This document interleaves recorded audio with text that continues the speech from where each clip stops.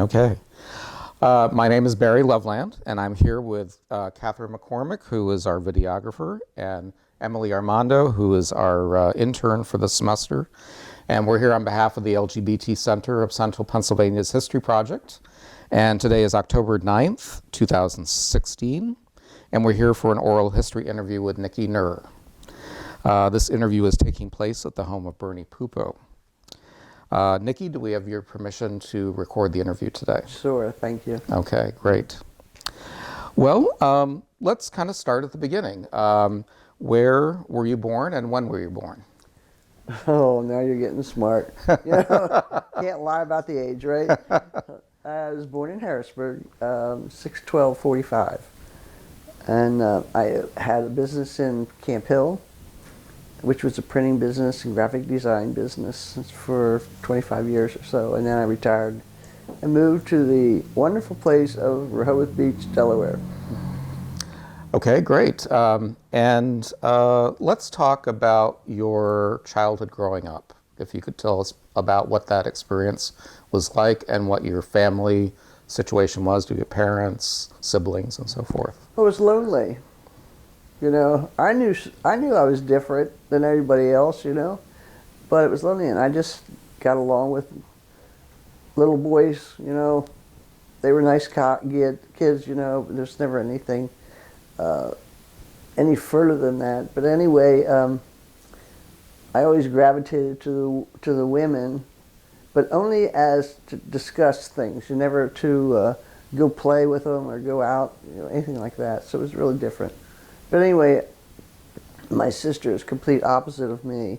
I'm the daredevil. She's the protective one. She wants to sit back and take care of everything. So my father really couldn't understand what was going on here. He has two different children and the same parents. They couldn't understand it. But anyway, as time went on, obviously we had to protect ourselves and our image and everything like that. And like I said, 20 years ago, it would have not happened. Now you can come out and say who you are, what you are. Thank you, Ellen DeGeneres, And that's how that kind of grew. I just more gravitated to groups of people that were just there for fun, not there as boyfriend, girlfriend, anything like that. So that's how I kind of realized that there was something different here.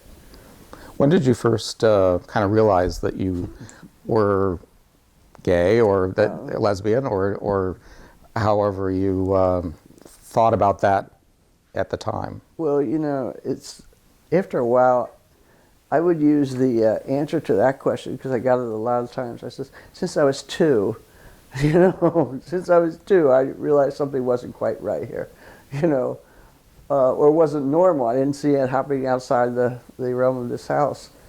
So that's a young age, a very young age. Mm-hmm. Although I just, you did all the things. You had to get a boyfriend. You had to have a boyfriend so mom and dad would see. You had to get engaged so mom and dad would be happy. And if a lot of you married, I didn't. I got smart after that engagement business. I thought, this is not right. Why am I living my life their way? I wasn't happy. And so then I did get a girlfriend, and we did the whole 9 yards, buy a house, move in together, do the whole 9 yards. And an uncle of mine who I lived with when I was going to college found letters, when I moved out. And he came to my house and he threatened to, expose me. And boy, I sure didn't want to do that to my family, Sure didn't. And it made me so angry. I think that's when I had the first idea of resistance and coming out. And anyway, so he was going to do this, so I thought I better beat the path to my father right away, because I didn't want him to hear it from my uncle. And I called him up and I said, are you going to be home tonight? I want to talk to you about something. And he said, sure. So I go over there, and of course I'm nervous. And there's my mother and there's my father sitting watching television. And Dad says, okay, what's going on? I says, oh no, I wanted to talk to you. And he says, oh, okay.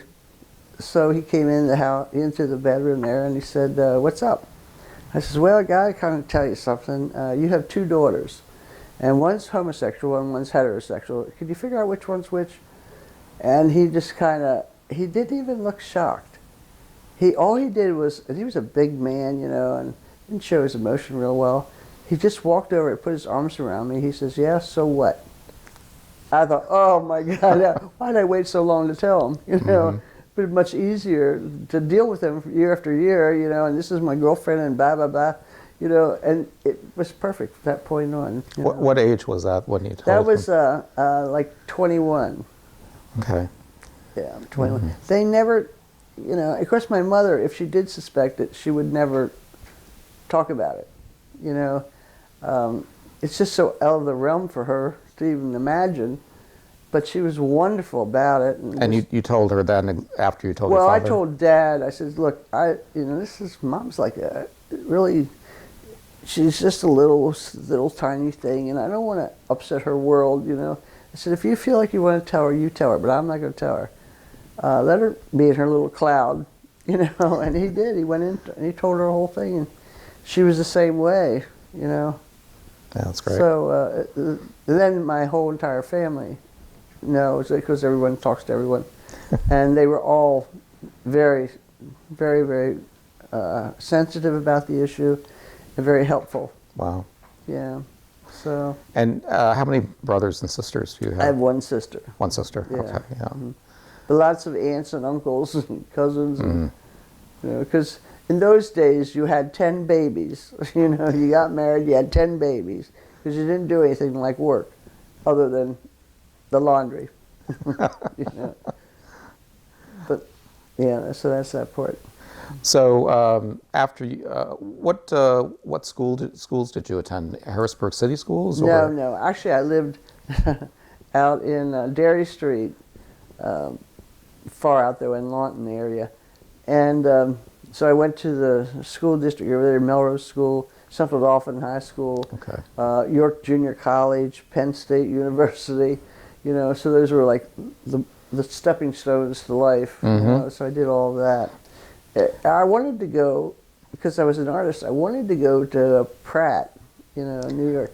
And my father, no way was he going to ever allow me to go, even though I went and I signed up and I passed the test and I was ready to go. I had my bags packed, and he says, don't think you're going. You're not going.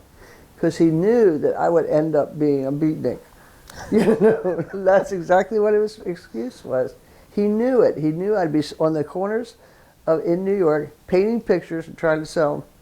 You know, and so that kind of eliminated that thing. And then I didn't go to Woodstock. I wanted to. He wouldn't let me. I was in college. There's no way he was going to have me go up there for a couple of days, you know. So I missed that. That I regret. I missed Woodstock. So did you, well, obviously you came out, I guess, in college, right? Because you said by 21 you already had a girlfriend. Yeah. What age did you actually get your girlfriend? Let's see, I would have been 18, something like that. Okay.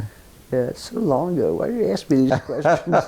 So long. And did you meet her in college or? Actually, high school. Oh wow! But I didn't like her. You know, I didn't like her much. And a friend of ours also went to high school with us, and those two went to a polyclinic hospital to become nurses. Remember when polyclinic hospital had their training? Yeah. Well, that's where they went. Well, then my friend Brownie called me at college to say, why don't you come up for the weekend? You know, we're going to do this, this, and this. And Mary Ellen's going to be there. I said, so? You know, and it just so happens that I finally said, okay, I'll come up. And we got to talk. See, she never talked. You know, she would just sit there very prim and proper.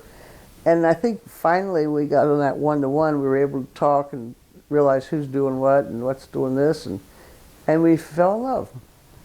Wow. So I was with her for 18 years. Wow. That's impressive. Yeah. Yeah. Wish it would still be, to tell you the truth, because you go through those stepping stones too, and they're hard to cope with. Mm-hmm. And it's also hard for my family, because my family loved her. It was like a daughter-in-law, you know. Family loved her. Mm-hmm. now we have marriage. It's all accepted. I missed that at my age. So before your relationship with Mary Ellen, you said you dated some boys and then you Yes. actually got engaged. Yes. So talk a little bit about that Yes. experience. It was a fine guy, really a fine guy. Very, very nice. I went to church with him one day, and I don't know, I didn't think to ask, what religion are you? You know, it didn't matter to me if I was going, whatever. It didn't matter. It was just all God. Well, here is a Quaker. I never knew a Quaker in my life. And this guy's a Quaker. You know, he was no different than this friend of mine or that friend of mine, you know. And that's why I started opening my eyes and realized everybody's a little different, but we all kind of work together and we can get a project done. And anyway, I really, really liked him, but I didn't love him. You know, I mean, I really liked him. Unfortunately, we don't talk anymore, you know, because it was a shock for him too. Yeah. You know, it was sad. But, you know, I did it to appease the parents, and then I had to figure out how we can get out of this. And the sad part about it is we always went to my aunt's for Christmas Eve, and we exchanged presents and everything. And here comes this great big box, you know, it's about this high, it's square, all wrapped up and everything, and they give it to me, and all my family is sitting around, you know, watching, and it's from Tom. And I thought, we weren't going to do gifts, you know. And I opened it up, there's another box, and then I open it up, and there's a box, all the way down to a box this big. Now I know what's in this box. And like I said, everybody's watching me, and I thought, as I'm very slowly opening it, I'm thinking, how am I going to get myself out of this? You know, how can you say, I didn't want to get married? I didn't say this. You don't, because they're all anticipating. And it was a gorgeous ring, you know. And but I worried, so I wasn't happy. I go on, whoa, I'm engaged, wait. I wasn't thrilled at all, let me tell you. But I stayed engaged until April. And then I finally figured out a way in which I could get out of it. Because there again, my whole family loved him, you know. So what are you going to do? It was terrible. But I'm out of that now. Yeah. 20 years ago, remember that. So after you went to college at Penn State, and you studied art, or what was your... Mass communications. Oh, okay, okay.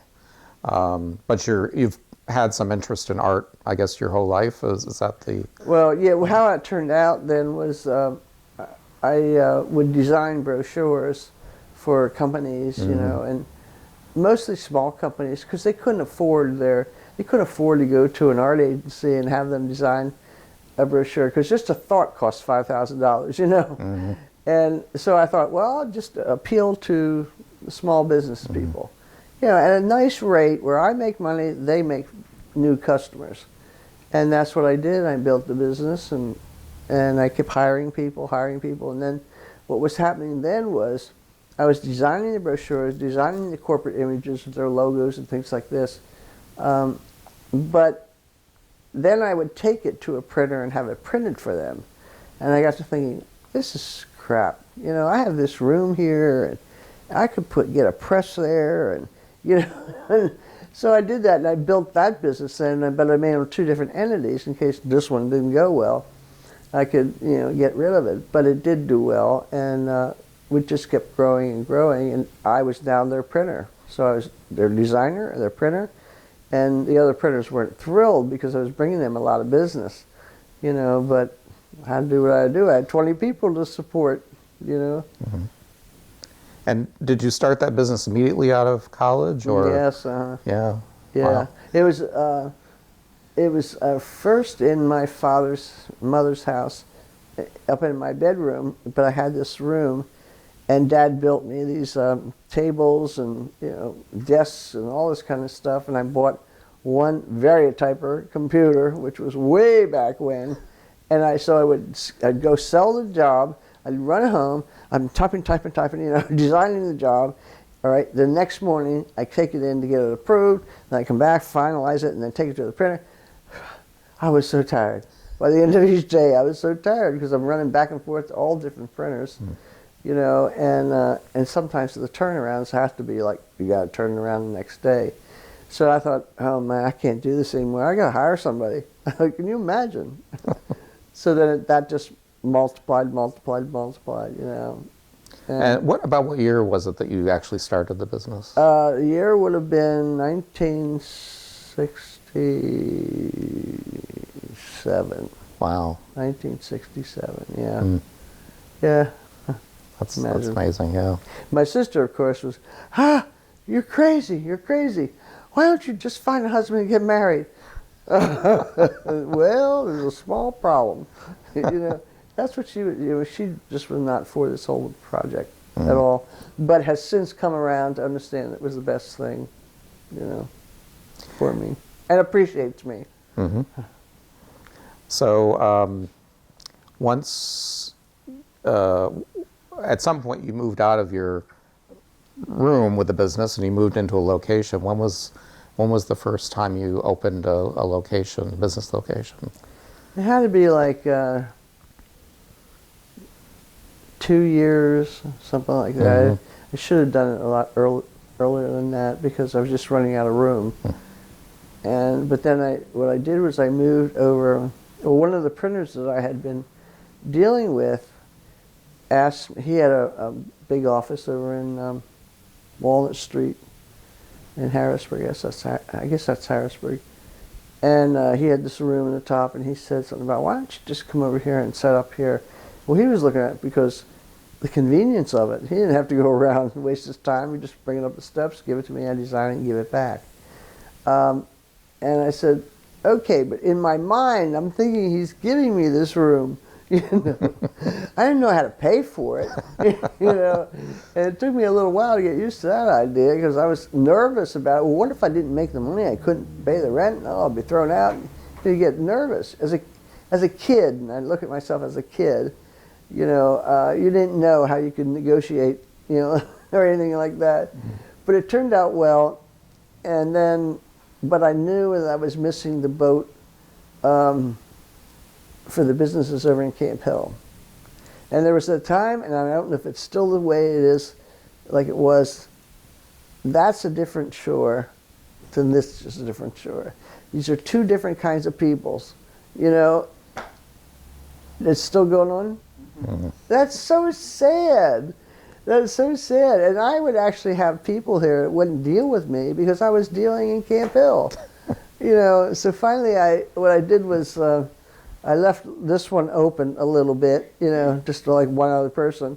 And then I opened up in Camp Hill on Market Street. And then I was there the rest of the time. I think so. It was 25 years. But I had good friends in both places. And that's where I met these guys, you know, because everything was going on over here, not in Camp Hill. And then you meet one group of people, another group of people, and it just keeps growing and growing. Have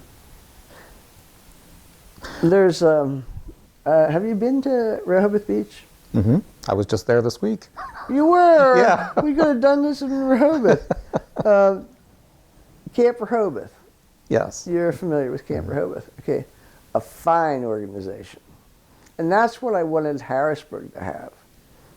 You know, that's when I saw that camaraderie with the boys, girls, you know, black, white, purple. It was so nice. And that's what I kind of wanted the unity to be. Camp Hill, Harrisburg, we all get together. York, because York all of a sudden didn't want to be part of us either. They wanted their own entity. That's what unity sort of did. It brought people together, and it was good.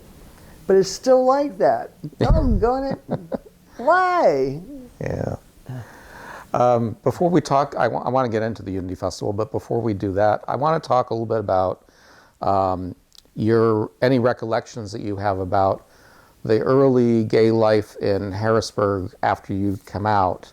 Were you aware of like lesbian bars or gay bars in the area? Did you go to any of them? And just in general, what was your sort of connection to the community here early on? what had happened there was when I realized what was going on, I thought, oh, I'm the only one in the world. I'm the only person. But then I met Mary Ellen, and, you know, she's kind of attracted to me, and I'm attracted to her. And that wasn't right, because where are the other people? You know, and I couldn't look at a person and tell if they were gay or straight. You know, I couldn't do that. I can do it now, you know, but I'm around them. Well, anyways, through the course of this, I met two women that sort of, you know, you run into a movie or something, and they look at you, and you look at them, and you wonder who's who and what's what. Well, they confronted me, and then I had to confront my lover to understand what's going on here, because she was very fearful of being found out, because she worked at the hospital and the whole 9 yards, you know. And so we had these little dinner parties and things like that. And of course, then you meet a couple of their friends, and it just kept growing and growing and growing. This was all Harrisburg bound. You know, I didn't find anything in Camp Hill. And I looked, you know, I looked. I had heard of one place on Derry Street that was a gay bar, men mostly. And I can't remember, a clock bar or something like that. Okay. Is there such a place as that? Was there such? I don't think so. Not on, well, the clock bar is on, was on 2nd Street. Oh, 2nd Street. Okay. Yeah, but I think there is a clock bar, though, I think on Derry Street. Oh, Derry. Yeah, that I'm not sure. Wait a minute, that would be Derry. Yeah, that would be Derry. It was out. Yeah. But that, I don't know that was gay. Maybe it was. I never knew that. Yeah, that's well, I knew only because my mother told me. You know, this was before she knew anything about me. Mm-hmm. You know, I was in conversation with my aunt or something. She says about that gay bar down there, and ooh, gay bar. You know, but you can't ask questions. You know, so you either park out front and watch who's walking in, or what you do. You know, you don't know what to do. But it was through these people that I met Bernie, and of course, you know Bernie, you know the whole world.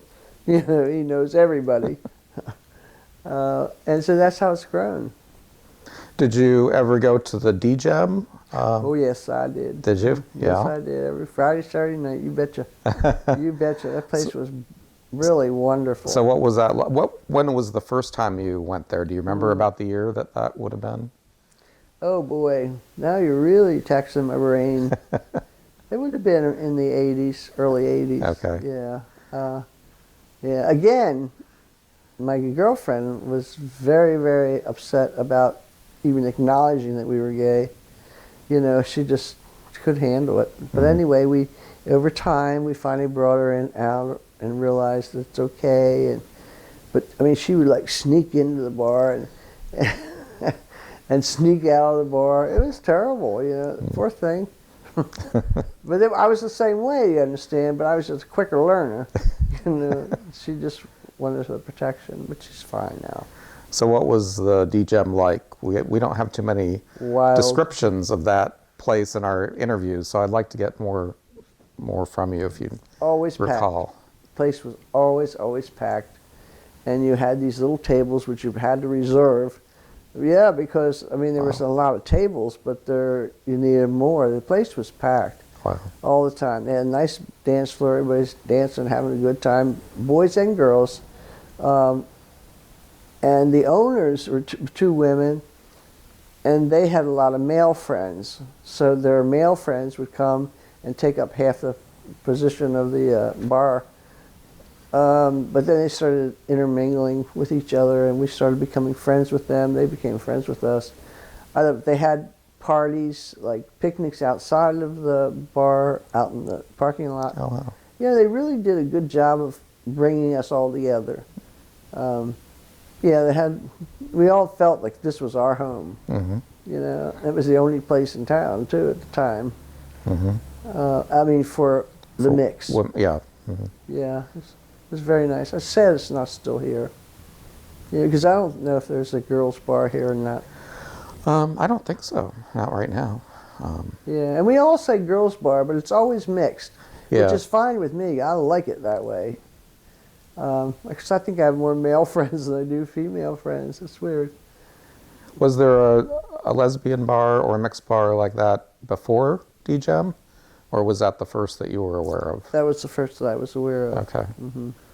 Yeah.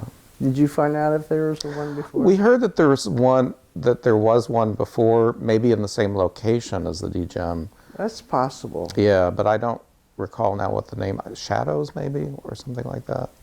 No, that was a different bar. That was, I'm mixing that up with somebody else. No, the only bars that I knew of, you learn about for women was in Philadelphia, Baltimore. You know.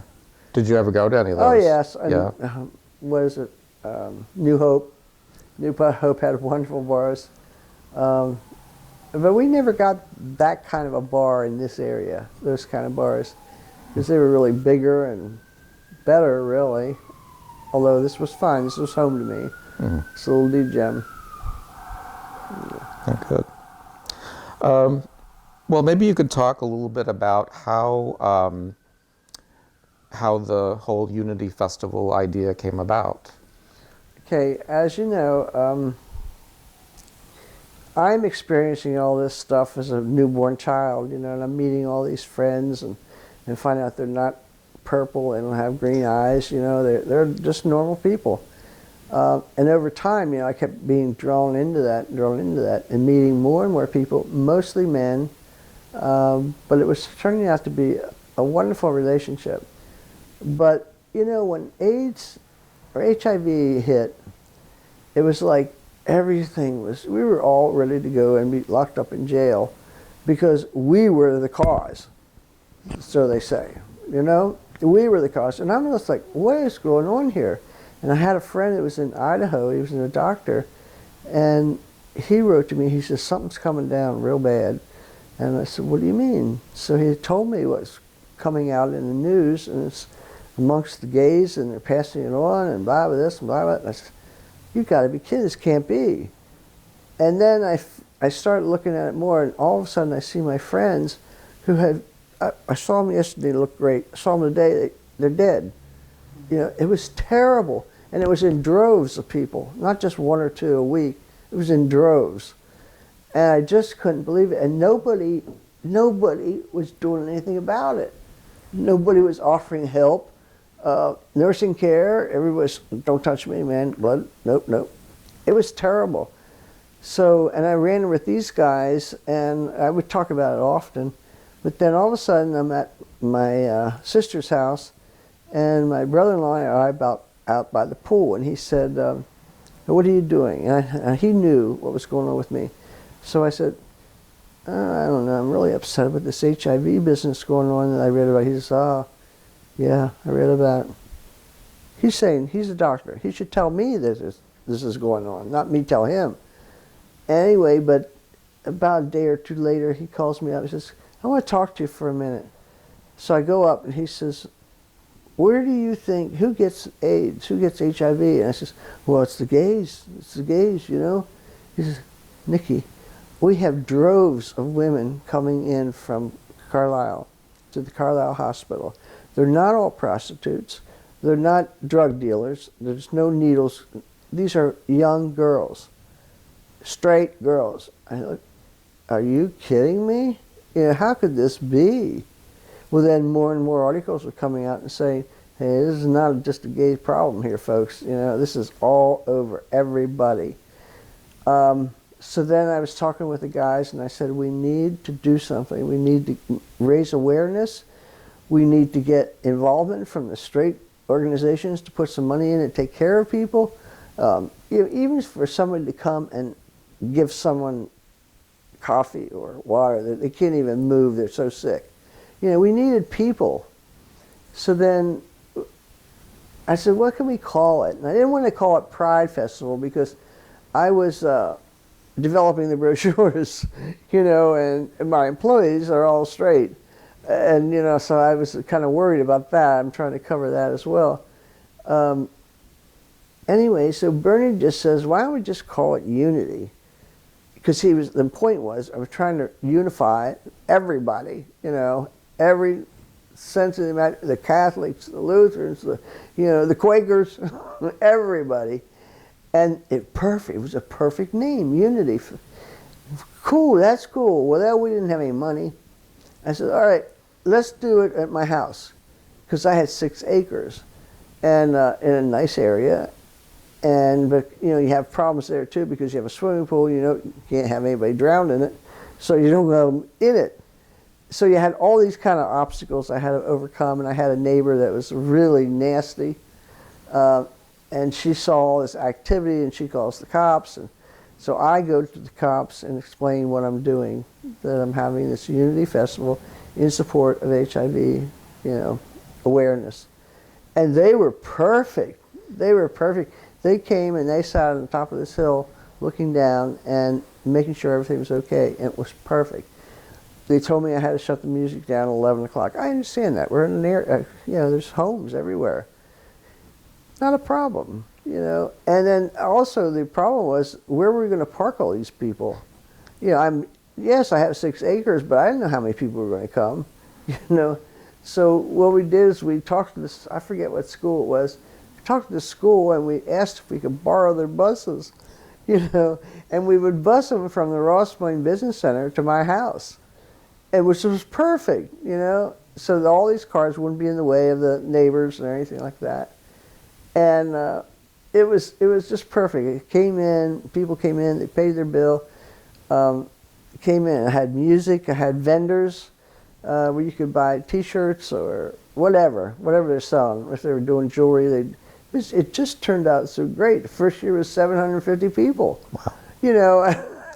And I thought ahead, thank God. To get these porta potties and everything like that, so everyone wasn't going to be walking in and out of my house.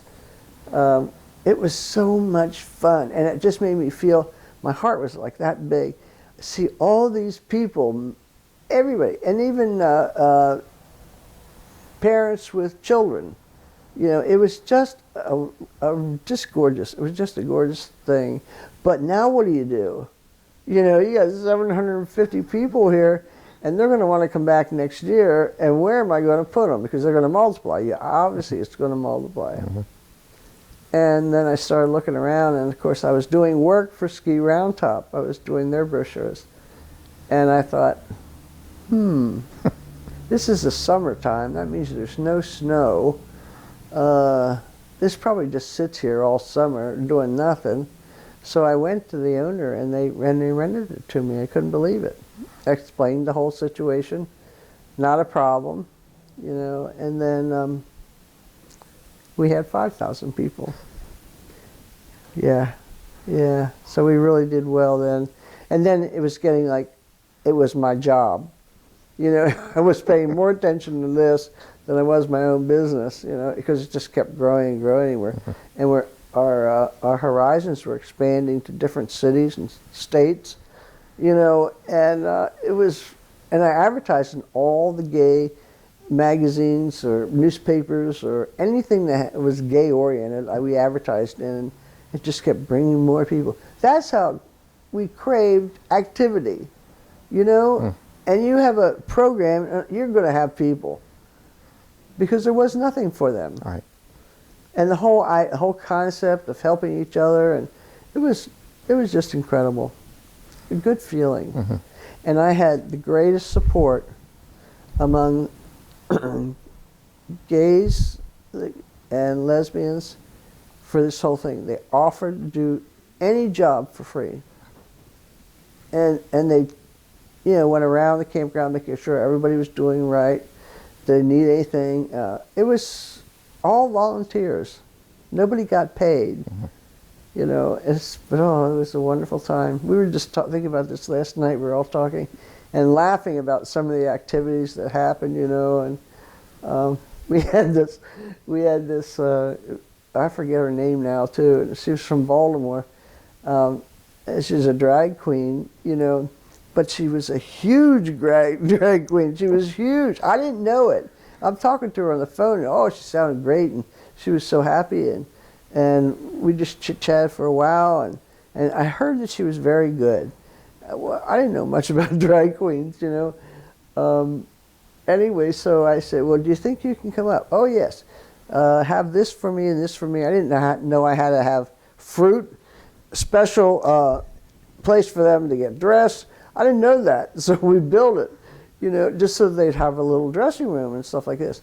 All of a sudden, this humongous limo arrives at my house, and I can see my neighbors all looking, watching this thing come in a big white limo, and the biggest drag queen I've ever seen step out of it. And oh my God.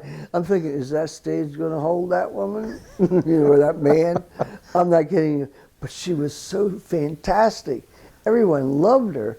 So, see, all that word is spread out, you know. They brought their people in. It just kept growing and growing. It was like, oh my God. And I was working at for the LPG tour, golf tour, when it was in Hershey. And I did their books and everything, all that stuff, trinkets and things like that. Anyway, so I had seen how they handled the masses, you know, and it was good knowledge for me, because then we did the Unity Festival. It was like easy.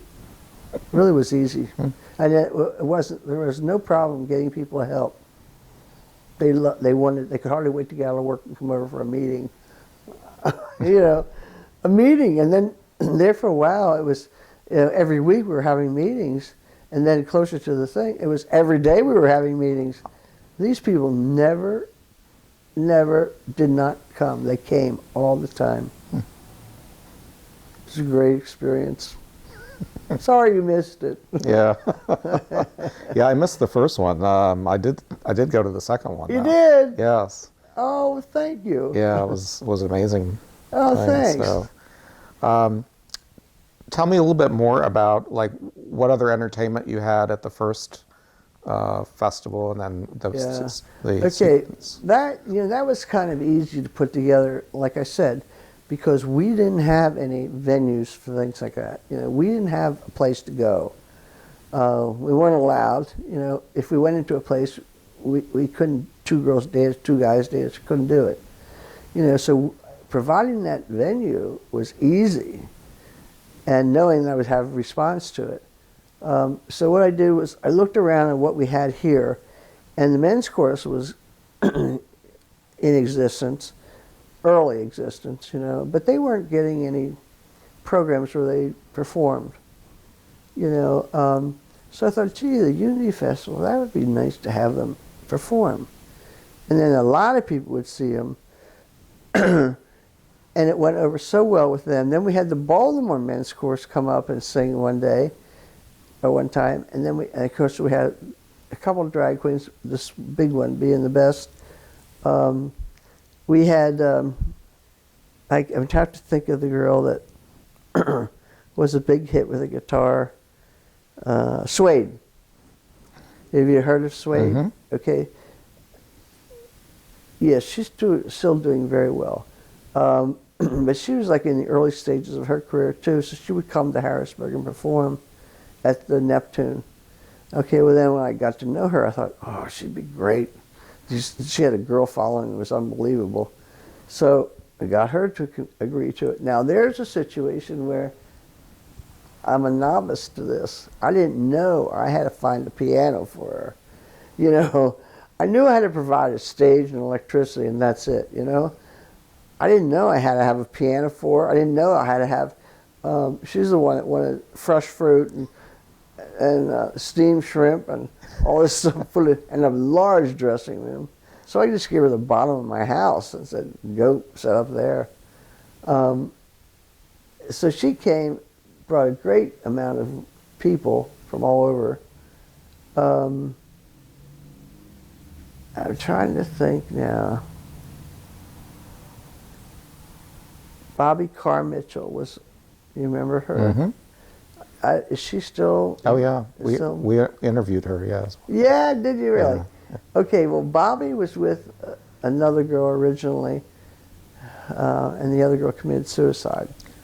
Do you know who I mean? Mm-hmm. I can't remember her name. She was wonderful, wonderful singer. I had that group there. So we had several groups, mostly from New York. These people were from New York. They had actual groups. And we had a couple from Baltimore. So that's how, and you tell this person, they said, oh yeah, well, this, and it kept growing and growing and growing. Oh my God, oh my God. So the first question I was saying, are you going to do this for free? You know, I have no money. Are you going to do this for free? This is our point. We're trying to raise money for HIV. Blah, blah. Do you understand? But if you're going to charge me a lot of money, I can't raise any money. And I had everybody do it for free. Wow. Except one. And she was never invited back the next 2 years. You know, because everybody was giving, even if she take her suggested price and cut it in half, I would have been happy. But to actually give nothing back to the unity, give nothing back to the people, oh, I'm playing with this. Yeah. It's still working. Okay, good. Good. Anyway, so, but that's how it grew. It's just one person telling another person, hey, have you heard? And then they send someone up to see what it was like, what was going on. Was it worth it? Yeah, it was. They were standing in line calling me after the first year. It was a riot. So tell me more about the entertainment in the subsequent years after it moved from your house to Ski Mountain It just Top. kept getting bigger. The bands weren't 3 anymore. There were 17 people in a band or something like that. They were always all gay. It was kind of a weird situation there because I wanted other people. You know, like some people like jazz. I'm not a jazz person, but some people like jazz. And I couldn't find any jazz groups. You know, it was weird. And, you know, in Rehoboth, we have this jazz festival every year. It's humongous, completely sold out. You know, in the first 2-3 days, it's completely sold out. Anyway, so had I been given more time, but you understand, I'm trying to run 20 people, you know, take care of my customers, and put this together. Okay, well, we need a program, we need this, we need that. I have to make it aligned with my type of work, you know, because number one, we didn't have to pay for it, right? I mean, and number two, we needed all this advertisement, posters, oodles and oodles of newspaper, things like that, and which also those things attracted potential artists, you know, vendors. So you have all these vendors, and a lot of them were straight in that case because they go the whole gamut. You know, they have a vending machine, they sell funnel cakes, and they go to every fair from here to there for a whole 6 months or something. So they came, and that was great because then I didn't have to worry about food spoiling. I didn't have to worry about anything, and they had to worry about cleaning up their own little spot. So that worked out, and it's just one of the people that worked into my committee that knew a guy that knew a guy that knew a guy, and this is how this grew. And so every time we'd have a meeting, okay, what's the status of this? What's the status of that? They all had answers, you know, which I was so happy about. My own employees didn't work that good, you know, and they were getting paid. You know, I know. I was just so excited about it. You know, everybody, and that enthusiasm, you know, kind of spreads to other people. You know, you're so excited about it. Wow, this is cool, and then next thing you know, oh man, did you hear? We're getting this guy and this guy. So the word spread. You know, make people talk. You know, so that's good. That was my best form of entertainment or of advertisement. Do you know about how much was raised over the course of the 3 years? Do you recall any of that? We were trying to figure that out last night because Tom, one of my friends who's here, he took all the minutes. We can't find the minutes, but he's still looking. He's still looking. So he finds them, he's going to give them to you. Oh, wonderful. But if you just want to, okay, just think about $20 a person times 5,000 people. That's about the best estimate I can give you. Yeah. You know, and we spread it among, and you're going to ask me, and I'm not going to be able to tell you. We spread it among 5 gay organizations. One of them being the men's chorus, because they needed money to get outfits and stuff like that, and get to places to perform. So we had that. I can't remember the other ones. Bernie might. SCAN? I'm sorry? South Central AIDS Assistance Yeah. Network? SCAN. Yes. Yeah. Yes. So, but it was 5 different ones. And I mean, when you start looking around, then all of a sudden things were popping up. Things were happening. You know, this awareness business was coming out of the closet. So it just kept growing. That's why I was happy to see it was going to continue. You know, because after the 3rd year, that was it. We couldn't do it anymore. Well, we could, but You were probably exhausted at that point. I'll tell you, it was a very exhausting year. Every year was a very exhausting year. Because we worked on it all the time, 24/7. It was incredible. You have to when you're something of that magnitude. You know, you got to think of everything that might go wrong, so that you're not ending up in jail and being sued for something, or hurting anybody. But you know, when we moved around top, word started circulating that this was a redneck area, and they found out it was going to be an AIDS, HIV type thing, and we started getting hate mail. It was terrible. I mean, and we had figured it was from that area. So what I did is I just went to the state police and I explained. I took my papers, explained what was going on, and we're getting this hate mail. And I'm fearful. This is in the forest.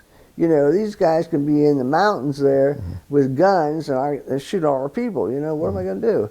And not a problem. The state police, honest to God, if you were not working that night, volunteered their time to come and circulate around just to make sure everything was okay. Wow. Can you believe that? I mean, they volunteered their time. That's amazing. I couldn't believe it. It was great. We had great people. Did you, you mentioned that you had a neighbor that might give you problems. Did you face any repercussions from that neighbor from the experience of having Well, the festival after I going? heard that she was the one that was complaining, it was because she sees all this pounding and building stages and things like that, and I realized it was her, and they told me it was her, and so I go to the police and I explained the whole thing to them, what was going down, and because they sat their police car in front of her house on top of the hill, she had no complaints. You understand? She good. But they're sitting in their backyard listening to the music. You know what I mean? For free. Yeah. So there was not a complaint at all. But there's an interesting story with that. She was up there. The neighbor I had down here, and there's always like acres between us. We're not like sitting side by side. Anyway, there's a neighbor down here, and I can't remember the guy's name. He was an orthopedic surgeon, and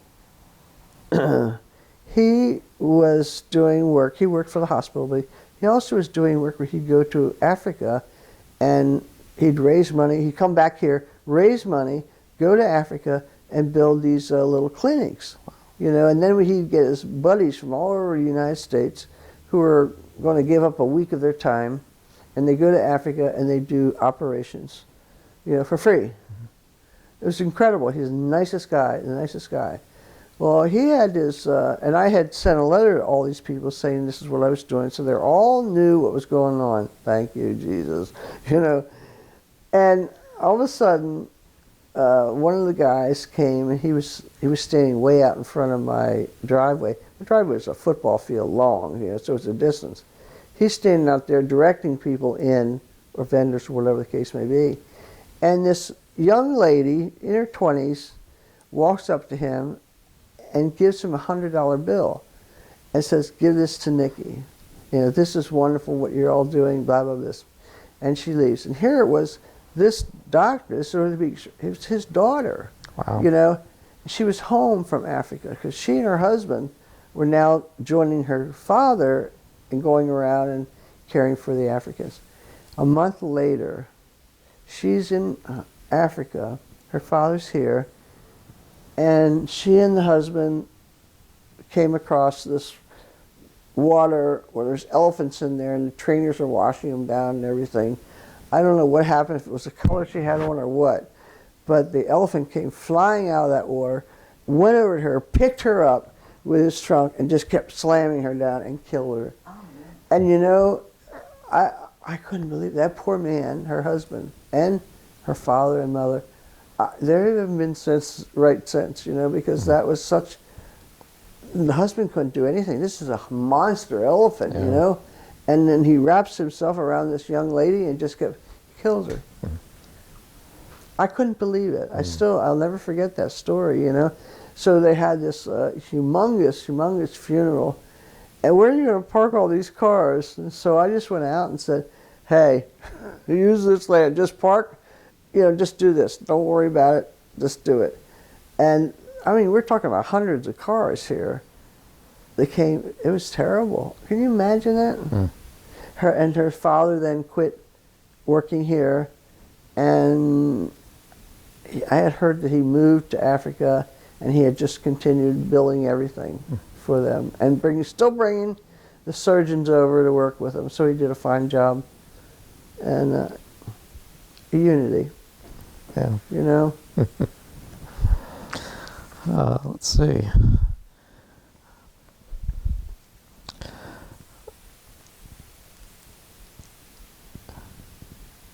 Do you have any other like fond memories of the festival that you can recall, or maybe amusing stories or whatever that might? Oh. Other than the drag queen. Yeah. Oh, I can't remember her name too, and she's probably still in existence. Funny stories. I have some stories that aren't so funny, but we'll not talk about those. Well, you can if you want to. Oh, really? Well, you can edit this out, you know, if you don't want to talk about this. Do they edit these? We tend to keep everything on the original tape, so if you'd prefer it not to be on tape, then probably we should talk off camera. Well, it's part of our existence, though, so I should tell you that. Yeah. Why do you think we quit doing it? I don't know. That's a question I was going to ask you. I mean, I would have gone on forever. I actually would have given up my business to run this. Wow. In different areas, not just here. And like I said, there's oodles of land. You could have oodles of people. It would just get better and better and better. But after the last festival, then everybody comes back, all the committee people, and we work for hours cleaning up paper cups, you know, hours, trash. And it was great. So I went into the office and I said I had money with me that I was going to put a down payment on for next year and everything. And I said I would like to sign up for next year and rent this land. The guy said no. I said, what? I was so shocked because he did make money off of us too, you know. He had a couple of vending machines out there, vending booze. And he was making money. He plus was getting membership for Ski Round Top. You know, it was incredible. He said no. Why? Well, because this is a family-oriented business. Okay, we have children here. Yeah. Well, one of our guards found two men up on the top of the hill. Having sex. You know, my mouth I could have stepped on my lip. I couldn't believe it. And so he brings this up, and now he says, you can't come here anymore. You know, he completely denied the fact that we're making this awareness. You know, I mean, so we have we have the city of Harrisburg. Is everybody perfect? You know, I mean, I was not thrilled that this happened, but it happens. Yeah. But then I couldn't fight City Hall, you know what I mean? Can't fight them. They didn't want us. I was like exhausted. Where are we going to go next? And to have to go and find a place and negotiate and do all that, you know, it would take a year to do it. So then I just said no. And then there was this little group that had gotten together, and we gave them money. I forget how much it was. Whatever was left over that came in after we had closed the books, we gave to them and said, start up Pride, and that's how it ended. It's sad though, isn't it? I was so upset. Mm-hmm. And I wish they would have kept the word unity. They could have called it Unity Pride or something, just because of the whole concept of unity is bringing everybody together. Mm-hmm. And it worked.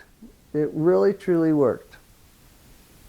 Oh, and the reason I can tell you that is because I went to Ortland's Ranch, which is in New York. Have you ever been there, heard Mm-hmm. about it or anything?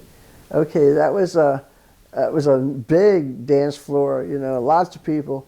But it was mostly men, and maybe 3 or 4 women out of 1,000 men. But as time went on, all of a sudden, this is after the Unity Festival, all of a sudden there's half girls, half guys, and everybody's having a good time. Dancing with each other, talking with each other. Mm-hmm.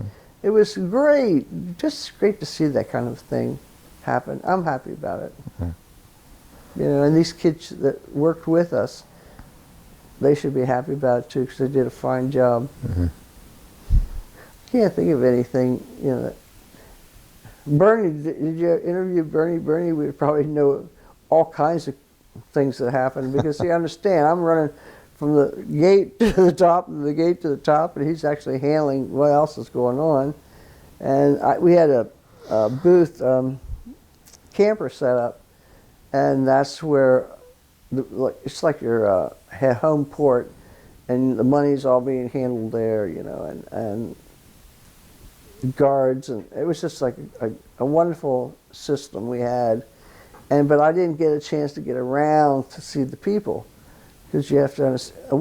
We have pictures for you too. Oh, great! And and you'll see like there's the mountain that you see Round Top, and all these people are just sitting on the mountain. Oh. It was great because our stage is here, mountains up there.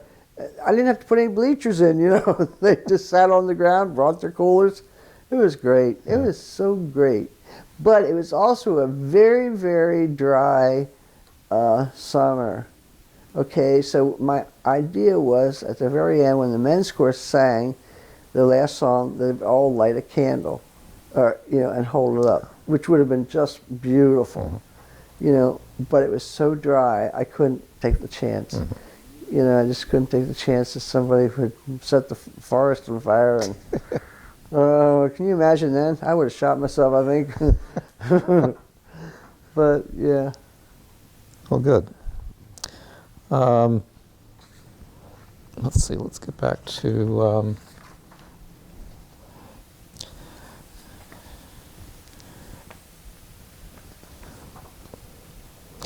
And in terms of your any other connections you had with the LGBT community other than the Unity Festival, were you involved in any organizations or other activities that you participated in, or? No, really, not really. Well, first of all, there wasn't a whole lot going on, and the biggest thing was the men's chorus and the Unity Festival. That was like the biggest attraction we had here in Harrisburg. Mm-hmm. The other organizations came after us. Mm-hmm. Is that the organization that started Pride Festival then? After we went? Yeah, it was. Initially, I think it was picked up by the LGBT or the Gay and Lesbian Switchboard of Harrisburg. Right. Yeah, we kind of formed it under that. Right. For a few years, and then it became its own entity for a few years, organized its own, group or whatever. So. Yeah. But yeah, I was one of the people actually that picked up and took over. So. Is that right? Yeah. Really? Oh, so you've been around for a while. Eh? Yeah. Well, you've done a fine job. I hear it's all up and down the Front Street. Front Street, yeah. I have never seen it. I've never. Oh, really? Yeah, Oh, I'll wow. come up this coming year. You go in July. July, the end of July, just like the Unity Festival was. We kept the same date. And, Did you really? yeah. Yeah, always that's good the because now last people weekend. know. Yeah, And those people aren't coming anymore, but they're telling the younger ones, so Yeah. you're getting the younger crowd. Yeah, I heard that it was a big success on the Front Street, Yeah. which was great. yeah. It was great. So did you have any trouble like getting the residents in that area to accept what was going on? No, it's been pretty well accepted, and Great. yeah.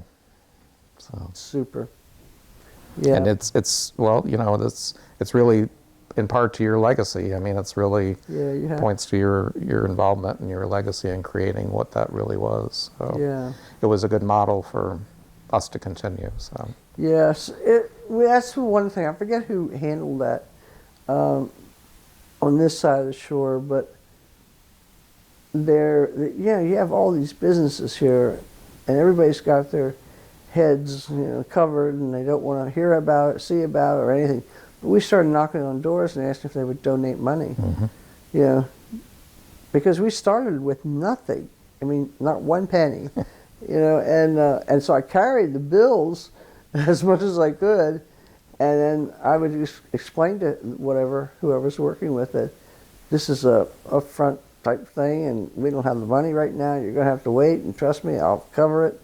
If it doesn't go, thank God, I would call back to the headquarters center and say, where are we now? Where are we now? Because I was so worried. I knew I had this humongous bill ahead of me, and by noon we had it covered. Oh, wow. So anything we made from noon on was money for the groups. Oh, God. I was a nervous wreck. That part, I was nervous. I mean, I would have covered it if it took me 50 years to pay them back, but it was rough. Mm-hmm. Usually we ask if you ever served in the military. I assume you didn't. No. So yeah, okay. And you don't want to know, I wanted to. Did you really? I did, truly did. And because I had an uncle that was in the military and he became a general. And, so every time I see him, he always looks so handsome in his uniform, and all these things on his chest. And I thought, man, I need to look like that. That's cool. And my father, no way. Well, then after I started learning about it, nope, if they find out you're gay, they're going to kill you. Seriously. Mm-hmm. And so I've always regretted that I didn't do it. Now, especially because the retirement money is fantastic. But and also women have joined now, and they're driving, they're flying these planes, they're doing everything. Yeah. Just I was a little too young for this. Mm. Now, if I waited now to do Unity Festival, that same age, then I could go and join the service and do my good deed for the company, for the country. Mm-hmm. I do. I miss a lot of those things. I mean, these girls are astronauts now. Everything is open for them. There's still a glass ceiling, but they can get close to it, and maybe we'll even go through it soon. Yeah. Did you get involved in any sports activities or anything like that, or were you like any like leagues or something like that, or? You mean in the gay community? Yeah, or in general. I mean, some people play softball or things like that, volleyball or. First of all, I didn't really have a whole lot of time. When I was in college, yes, I played basketball. How did you? Yeah, and was in sororities and things like that. Mm. All those things you do when you're a young kid, without a care in your mind. Just as long as Dad pays that bill. So I didn't carry it on, although friends of mine have formed softball teams and things like that, and I just never had the time. Mm-hmm. That was it. I was either going out or creating something to make us all go out, or buying houses, building a house, or running a business. It's like, oh my God, my life went by so fast. I'd like to do that over, Mm-hmm. really would. Did you have any hobbies or anything like that you pursued during your time? Yeah, mainly, okay, I sold my business. First of all, I sold my business, and then I was thinking of just retiring at 55. So I sold it, but then they wanted me to come and work for them for 2 years. First, they took most of my staff, and they wanted me to come work for them for 2 years and open up the New York City market for them, because they were not in New York. I was, and you know, I love New York when you're a vacationer. I don't like New York when you have to sell something in New York, because it's dog eat dog. You know, it's rough. It's a rough time. And the other thing that was so surprising to me was they all went home at 5 o'clock. I'm stuck. I'm either going to die of cirrhosis of the liver in a bar stool or loneliness in the hotel room. You know, and I did it for 7 years, and I finally said, can't do it. But what was the question? Now I forgot. Yeah. I think it was about retirement or Yeah. Oh, hobbies. You know, any Oh, hobbies that yes, you yes. pursued. Yeah. Okay, so I decided to quit. All right, and I mean I was okay financially. I was fine, you know, but I just wanted to get out of it, New York, and I didn't want to start back up another business or anything like that.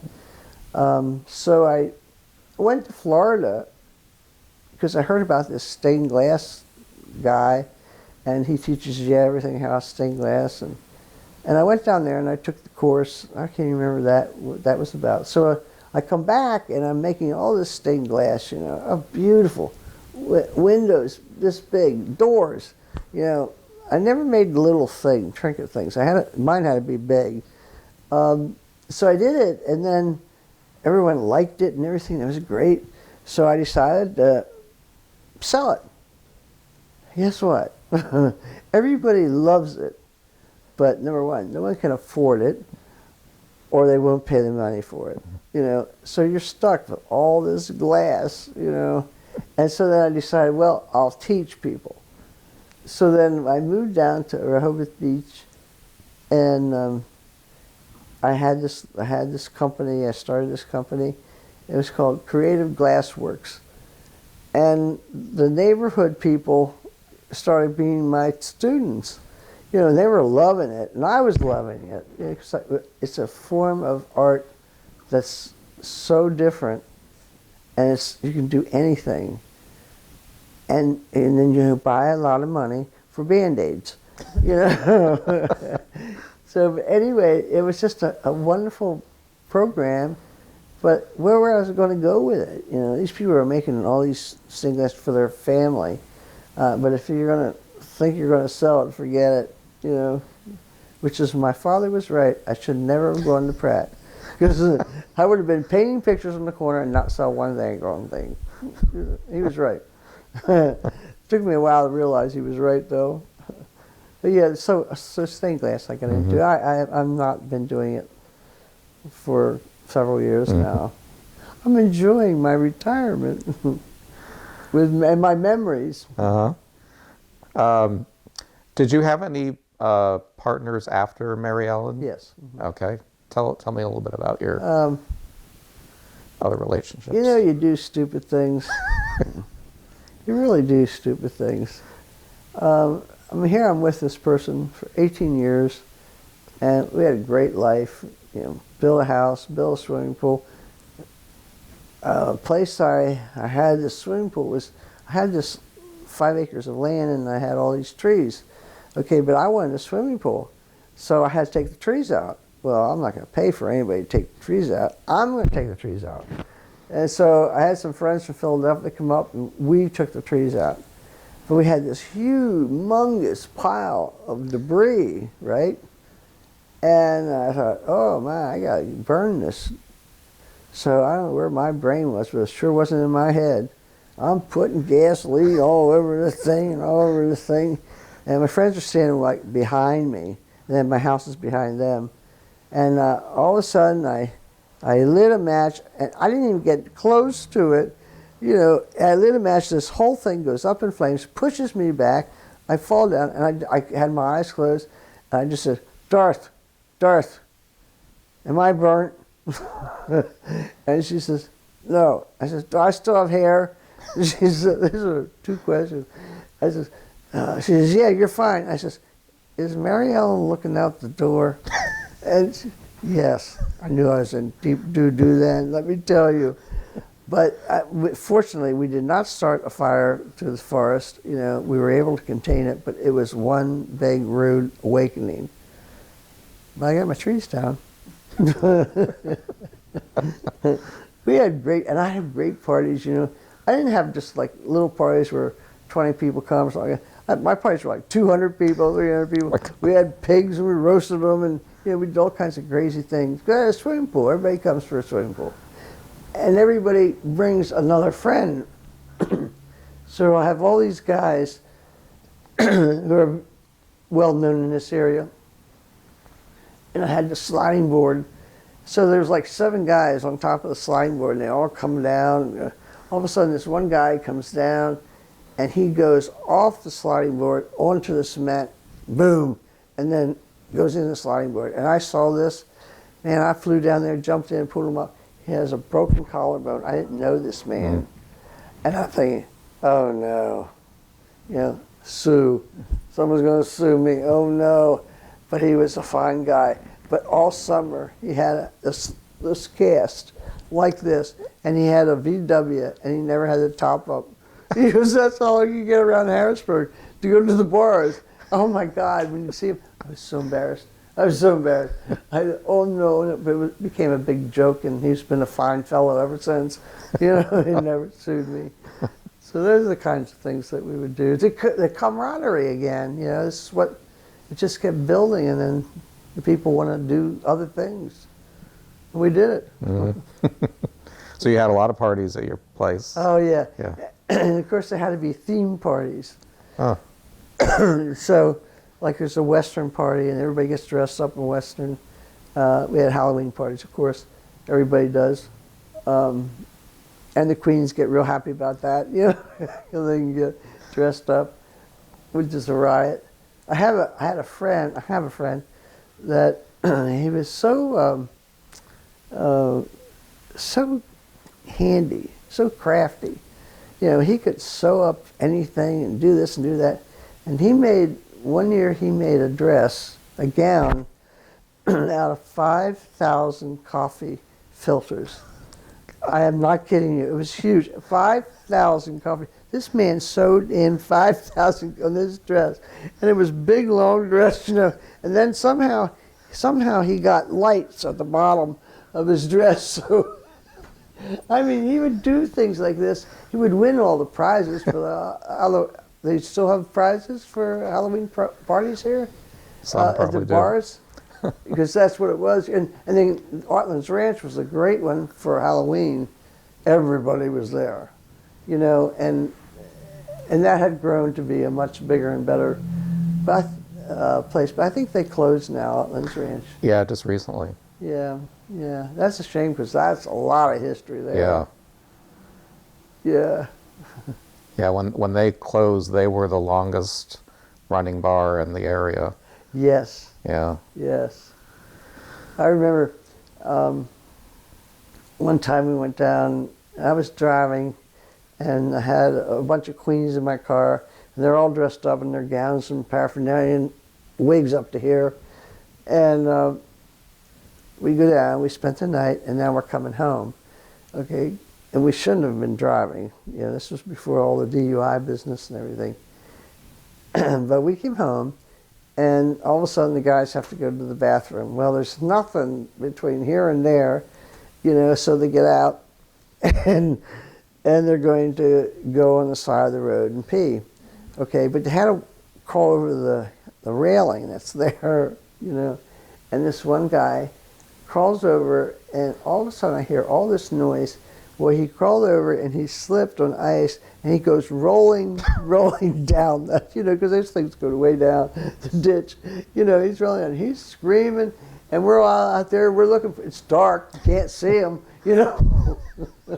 Oh my God! I'll never forget it. And we finally got him up and got him taken care of and everything, but he was all dirty. And so we come across this donut shop, And he goes in there. It's an all-night donut shop where they feed, donuts and coffee and just truckers. All right.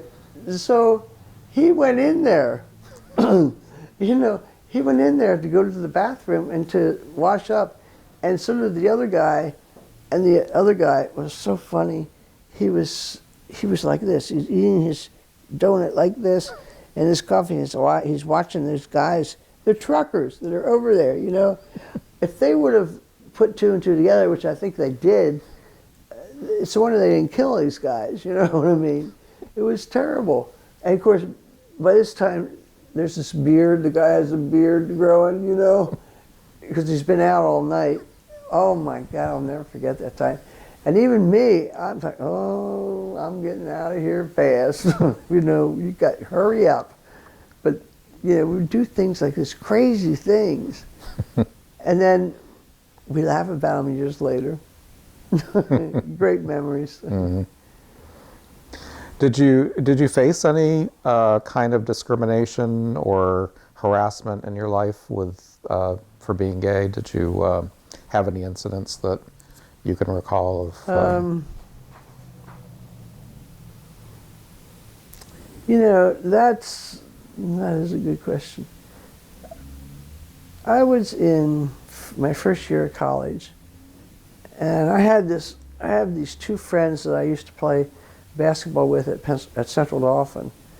So I'd come home on the weekends, and with my parents, and then one of my friends who looked really like a man, worked across the street at the gas station. You never knew it was a woman. You never knew it. And her name was Joanne, and then the other friend, her name was Julie. These girls were really good friends of mine, and I knew they were a little rough looking and things like that, but it was okay. I liked them. So she would come over every time she'd see my car, and she says, I have to tell you something. And I said, what? And so we go outside, and she says, I'm going to have a sex change. I went, again, we have to go back 20 years, so you have to think about it. Now you hear about it, then you didn't. And you sure didn't acknowledge it, that's for sure. Right. And she told me this, and then she says, Julie is too. And I said, now I got two of them in my life. It was like, oh my God. So then some people found out they were my friends, and then they started saying, are you getting a sex change? Are you getting a sex change? It just got bigger and bigger and bigger, and it wasn't a pretty sight.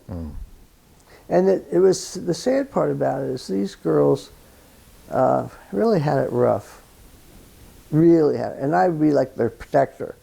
We'd get together and go out and do something, and then right away things would happen, things were said, and I'd become their protector, and they would just kind of ignore it. Because me, my mouth, I'm not going to ignore it.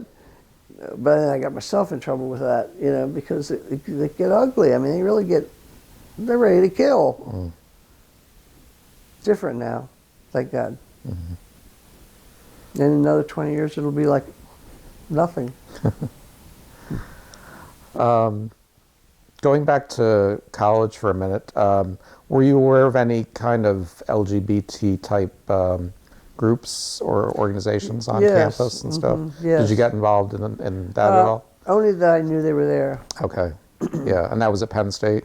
Yes. Yeah. Yeah. Because I guess there was a group, the main campus, right? And That's right. Yeah, so there was a group I know early on called Hops. Yes. Homophiles at Penn State, yeah. Right. So you were aware of that group Yeah. being there. Yeah. Did you know of any people who were involved with it, or you were... Not, acquaintances, I might say. I knew, we talked once in a while, and ran into each other. We acknowledged each other type of thing, but I wasn't really involved. I'm just trying to get through school. Oh, I know. Did you go out to any of the bars at State College? Not in State College. Not in no. State College, yeah. In Philadelphia and Baltimore. Okay, you'd go there for, Yeah. Or here, if I was here. Yeah. Okay. Again, it was not out. You know, Right. it's so different now. I wish I lived. I wish it would have been like that when I was younger. You know, because I'd probably be dead. You know, from too much booze, too much partying. You know, that type of thing. Let's see. Were there any particular important events or turning points in your life that you can recall? Turning points.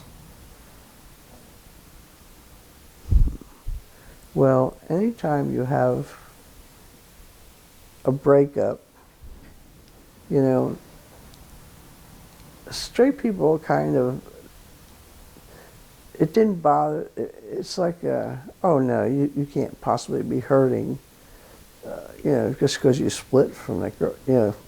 But me, if I'm married to this man and we split up, the whole world knows about it, you know, and it's okay, everybody's coming to comfort. But we didn't get comforted, you know. Where's a breakup? It was a breakup. I mean, it was heart-wrenching. And so I went through that a couple times. And then I vowed, that's it. I'm not doing this again. You know, it's because you really break your heart. And now people understand it a little bit more, especially since the marriage thing. It's getting tougher to break up and expensive. You know, so it's different now. I think you, when I asked you before about other relationships, I think you kind of ended that story with the big explosion in the driveway. Oh yeah. Do you want to talk a little bit more about subsequent relationships that you had? Yes, because I remember when I said you're stupid sometimes. Yeah, you're right. Stupid. So here I am in a perfect relationship, and I became pretty well known in the West Shore because of the business. And then I got involved with the Chamber of Commerce West Shore, and then I became president of the West Shore, and then, you know, my horizon here was enveloping and getting larger and larger. Mm-hmm. And you run into a lot of people. So I would always go to Steak and Ale, which was over there, okay, or Casa Rilla's, which was no longer. And of course, all the business people went there. And we all saw the same business people. We're all sitting around the same bar. We're all buying our lunch, or we're taking a client out. And I keep seeing this girl, right? Keep seeing her, I think. And so then finally, one of the chairmen in the chamber said to me, "Do you know her?" I said, "No." She says, "Well, she goes with this guy, who I did know. He was an architect." And finally, we got to talking. She called me, and she was in business also. She called me at work and said, "Hey, can you meet at Jolly Bull after work tonight? I want to ask you something, or I want to tell you something." I said, "Yeah, sure, no problem." You know, she just seemed like a nice girl. So I go there, knowing that she's with this guy, okay? And we ordered our drink, and I said, "Well, what's up?" And as I say that, I pick this glass up. She says, "I think I'm gay." Well, I almost drank that glass, you know? I mean, what? And she just sort of blurted it out, you know? We didn't blurt things out at the time, you know? We were very quiet about us, you know? And I couldn't believe it. I couldn't believe it. Long story short, I break up with this girl. I get with this girl. It lasts 10 years. And then she moved to California. And that was it, you know? But it was just such, again, a heartbreak. But it was a heartbreak for this girl I broke up with her family, my family, because my mom loved her as a daughter-in-law. And now I'm bringing in this new person. it took a little while, but they finally liked her, and now all of a sudden she's leaving. So that's, relationship-wise, that was the length of time and the two people. Okay, but now you have dates, you have friends, but not, Nothing that long. No. Yeah. no, no. Because we're trying to build our life like mom and dad, and we're really not getting the respect like mom and dad did. I think now, because of the marriage situation, there's a lot more respect for you two to be together, and it's okay. And if you split up, we know your heart's breaking. Now they can communicate with us. So tell me a little bit about retirement. I love it. I'll tell you about it. I'm there, this is my 17th year. And of course, when I bought the place, it was in the summer. So all my friends are coming down from Harrisburg. Oh, it was great. Every weekend, I had a house full of people, and we were partying and going out. I was young, and everything's great. And then all of a sudden, September came. And next thing I know, no one's there. And, well, I got really lonely. I mean, I'm going from working hours and hours and hours in New York, and then I'm down here in Rehoboth, and all my friends are in Harrisburg. And this was the same position that I felt when I was leaving New York. All my friends are in Harrisburg, and they're going out to dinner together. They're having little parties, little cocktail parties, little dinners, and I'm in New York, in a bar, It was just so lonely. So, oh no, what am I going to do? So I buy a boat. I probably never drove a boat in my life. I buy this big boat, and this is great. It can hold 14 people. I was so happy. Well, I ran into a couple things. When you come in to put it back in the dock, you have to slow down. It doesn't stop on a dime. I'm serious. So I beat that boat to death. I'm trying to tell you. And I kept trying and practicing. Well, all my friends are in Harrisburg. I'm practicing, but I have to practice, and then I have to get the guy to fix it up because I just bent this side and this side. It's terrible. Anyway, and that was going great for a couple of years. We were all going out. When they finally did come, and I finally learned how to drive it. They come down, and the story before the end of this is we down in Rehoboth we have this old ship that comes down. These tall ships, and it belongs to Delaware, and it goes from Boston to Delaware, Boston to Delaware. So it's here this summer. It's a gorgeous ship. So I said, "Oh, I'll take you up. We'll go out in the Roosevelt Inlet. I'll take you right to the ship." So we go there. It's also where the ferries are in Lewis. So I come around, I noticed there wasn't any people here, other boats, but that's great because I get closer to this boat. So I get in there, and we're all looking around, and all of a sudden, I heard this man holler, but he wasn't talking to me. I have friends here that we're not talking. And finally, this girl said to me, "Nikki, that guy's talking to you." And he's saying, "Vacate the premises immediately. You are in restricted land. And here, the boat's right here. We could touch the damn thing."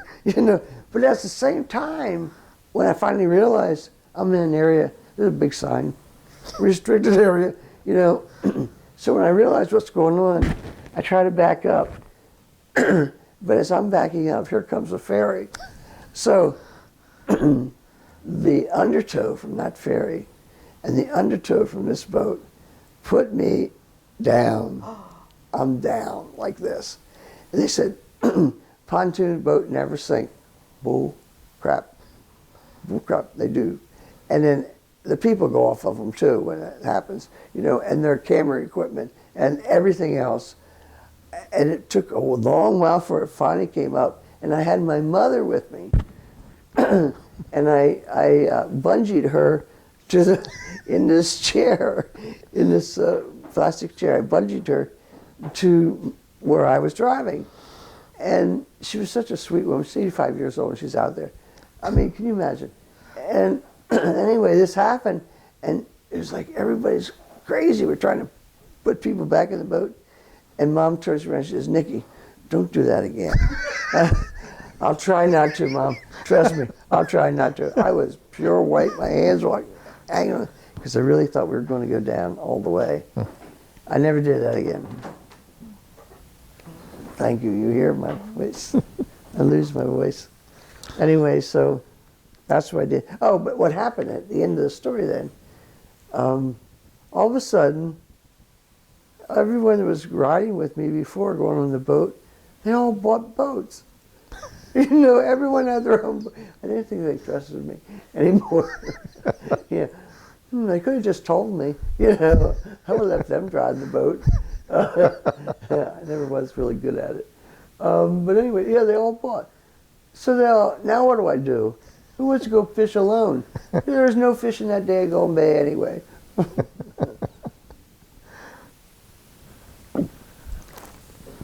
But it has been 20 years, so they all got rid of their boats too. Did any questions occur to either of you to ask? One of the things, because I'm not as familiar with the Unity Festival, is what years were we talking about? You said there were 3 years. It was 80s, in the 80s. When did you can probably figure that out. Yeah, I think it was maybe 88, 89, and 90 or something like that. 80, yeah. Yeah. Okay. Yeah. So I was just trying to get a sense of Imagine Yeah. that, back in the 80s. It's hard to believe, you know. I feel like Mark Twain sitting here having this interview, you know. Anything else? occurred to me. No? Anything that you think we've missed that you wanted to talk about? No, other than anytime you talk about this group of people, you just have to keep bringing other people in, you know, of all walks of life. You just need to do that to get the whole unity idea. Get the people to work together and have fun. There's pictures.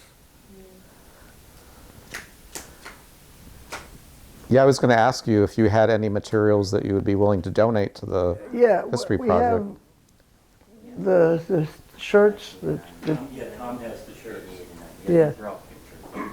There are the shirts and there's the pictures. Oh, great. That's wonderful. And he's still looking for the minutes, because I think it would be nice to have the minutes just to see. It really would, because We ran into one. Do you remember the guy that caused us problems? The gay guy that caused us problems oh, wonderful. about who we were giving the money to. Who's causing the problem? Do you remember that guy? I can't remember. No. I forget his name, and he was going to turn us in, and do we have a small gains chance to license, and this and that, and in fact, you got mad at him at that one meeting, but I can't remember what his name is anymore. Sounds familiar, but I can't remember. That was the only resistance was from one gay guy. Period.